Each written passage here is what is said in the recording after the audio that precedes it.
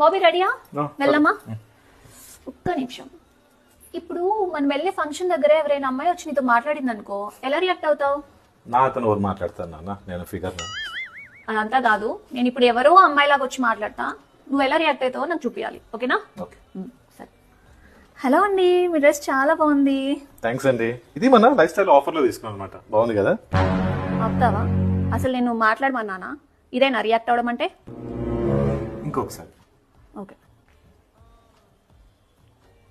Hello అండి, ఇక్కడ food ఎక్కడ పెడుతున్నారు? స్ట్రైట్ లెఫ్ట్ తీసుకోండి, రైట్ సైడ్ లో పెడుతుంటారు. ఓకేనా? నేను అటే వెళ్తున్నాను, చూపిస్తాను రండి. ఒక నిమిషం. స్ట్రేంజర్ వచ్చి అడిగితే ఏకంగా పట్టుకొని పోతున్నావా? ఇదేనా రియాక్ట్ అవడం అంటే? ఇంకొకసారి, లాస్ట్ టైం, ఇంకొకసారి రాప. హలో అండి, కొంచెం మీ అడ్రస్ చెప్తారా?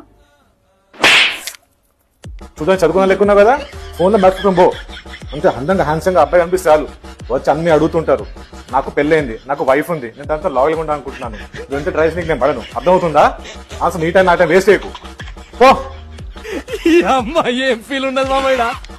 కరెక్ట్ గా రియాక్ట్ అయ్యావు, ఇలాగే రియాక్ట్ అవ్వాలి.